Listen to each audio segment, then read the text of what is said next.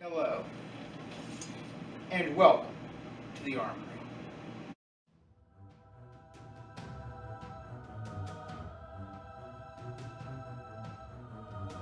Hello, this is my Armory, and I thank you for tuning in tonight.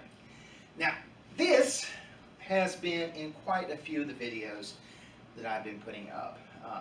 Just a couple of nights ago, I was shooting Macbeth in front of this, and probably I'll be shooting something on Henry V in here as well.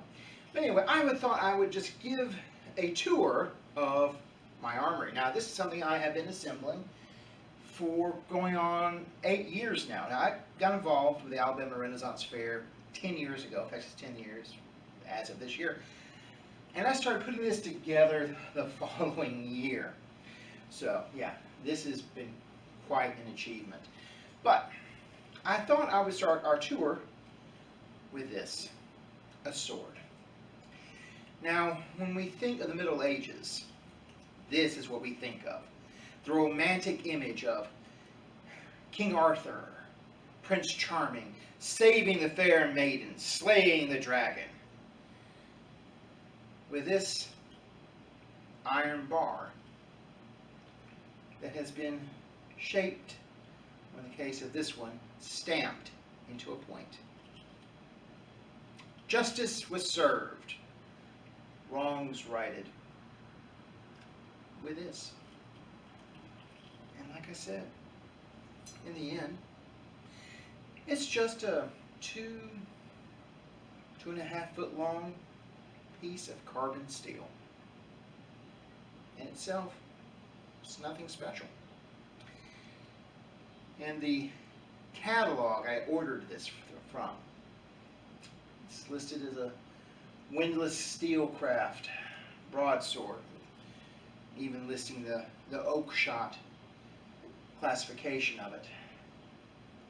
It's a common weapon if you know how to use it. Which is the reason why I am not going to concentrate on that particular weapon.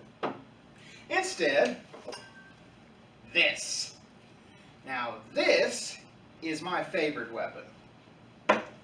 When I'm in costume at the Ren Fair, or when I would do school events, and we used to do quite a few of them at the Renaissance Fair, this is the weapon I would carry with me.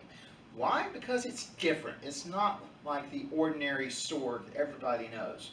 Now, this particular weapon is called a falchion. Now, this particular style is called a cusped falchion because of this shape. To me, it always looked like a Bowie knife, just 2 foot long.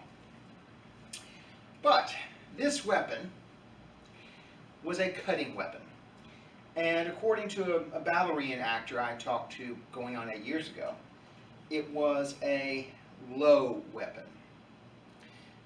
Most knights wouldn't have used this, but the archer supporting them would have.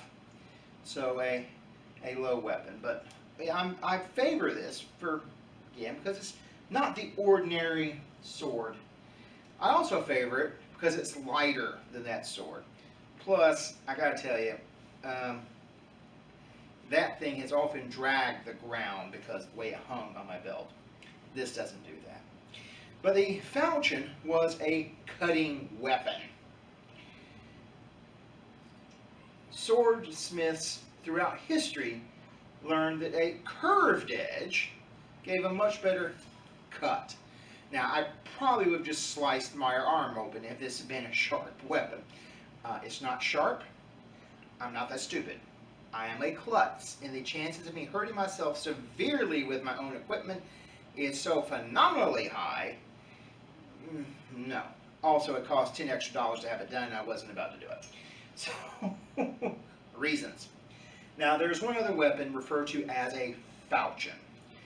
It's called a conyer's falchion, in part because that's where the first example of it was discovered. Now, the difference between that one and this one is shape. Now, like I said, this one to me looks like a Bowie knife. But that falchion looks more like a machete. its shape curves up and it's flat backed. Again, it makes me think of a machete. But one thing I noticed is that it's a gradual widening of the blade. Not a tremendous widening, but there seems to be a slight widening. Now, I do not own that style of Falchion because that version cost anywhere between $250 and up. And when I bought this, I was poor. This is a result of a lot of selling on eBay. So, yes. Anyway, this is my Falchion. Now I'm going to set this aside for a moment. And I'm going to bring out this one. This is a claymore. Well, it's based on a claymore. This is actually what I and some of my friends would call a wall hanger. It's made to look good and shiny. It's stainless steel. Doesn't hold an edge, and if you bend it, it's not bouncing back, it's staying bent. Alright, the anatomy of a real sword is that the metal of the blade goes up into the grip, and that serves as a means of strengthening the blade. It gives the blade strength, it gives it stability. If I swing it at something, the shock is going up into the grip, and it's going to hold the sword together. If I hit this against something hard, there's a chance that it will break apart in my hands. Why? Because the metal doesn't go all the way up into the grip. It only goes as far as the cross guard.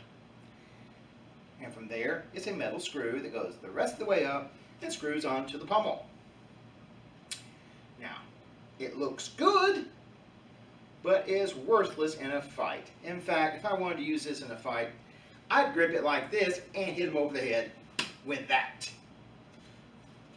Which, strangely enough, that's how actually some real sword fights took place. We always think of a sword being only used like this, when you can use it like that or that. Alright. A little bit of entertainment, a little bit of interest.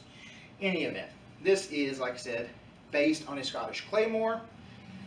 This is 4 foot 4 inches long. Not bad length. The real one was anywhere between 4.5 to 6 feet long. Okay, you didn't sheath that sucker because there was no point in it.